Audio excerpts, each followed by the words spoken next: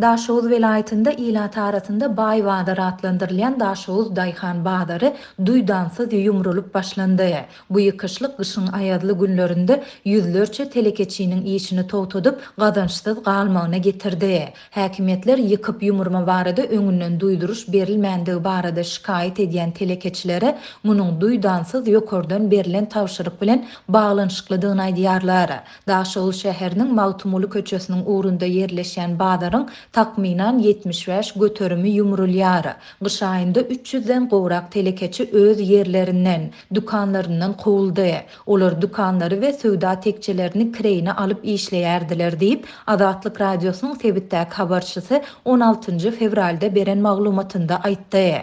Badaryň yumrulýan böleginde altyn we kümüş şaýsepleri satylýan söwda tekçeleriniň 80 çemesi, egin eşik dukanlarynyň 50 çemesi we beýleki ownuk dukanlaryň 70 çemesi bardy.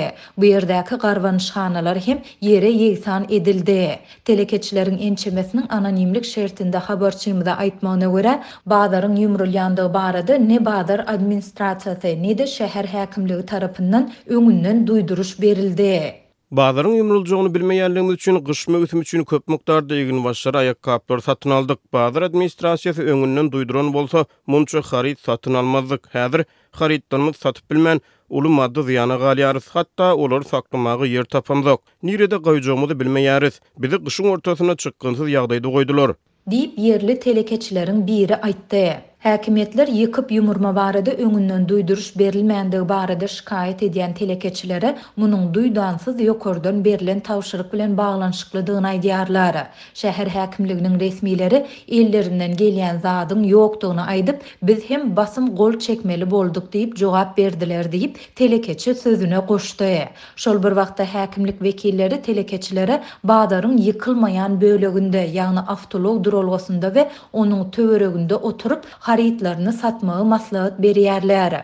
Duralgoda hem boş yer galmandyr. Köp yer azyk töwdasyny edýän satyjylar ýeläpdir. Umum meýdany 1,1 hektar çemesi bolan awtolog duralgosynyň üstü açyklygyna garamazdan adamlar güzeran görmek üçin sobuga we ýagynly howa hem kaýyl bolup bu ýerde zatlaryny satmaga çalyşýarlar. Gat-gat galyň egin eşik geýip sandyrap duran satyjylar göreňne rehmiň gelýär we olardan bir zatlar satyn alasyň gelýär.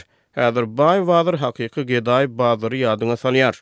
Diýip telekeçi aýtdy. Ýatlasak bu Badarda 2013-nji ýylda ýangyn döräpdi we oňa uly ziýan ýetipdi. Şondan soň habarçylarymyz Badarda giň gerimli abatlaýyş işleriniň geçirilip, onuň dolu diýenýaly täzeden gurlandygyny habar beripdiler. Azatlyk 10 ýyl ozal täzelenen Badaryň yumrulmagynyň sebäpleri, oňa nä derejede zerurlygyň bardygyny anyklap bilmedi. Şeýle-de onuň ýykylýan böleginde täze söwda dukanlarynyň guruljakdygyny ýa gurulmajakdygyny ýa-da ol ýerde başga guruluşlaryň gözüňde tutulýandygyny hem anyklap bolmady. Redaksiýanyň bu barada Badar administrasiýasyndan we şäher häkimliginden maglumat ýa kommentari almak synanşygy hem başa barmady. Türkmenistanda häkimiýetleriň ýaşaýyş durmuş maksatly deshalary, şol sanda Badarlary duydansyz yumurma bilen bagly ýagdaýlar wagtal gaýtalanýar. 2016-njy ýylda Aşgabatdaky Arzu Badary ýykylanda bu ýerdäki söwdegärler dukanlaryny terk etmeligi barada özleriniň diňe 2 gün öňünden duýdurulandygyny, gyssa garada uly ziýana galandyklaryny gurrun beripdiler.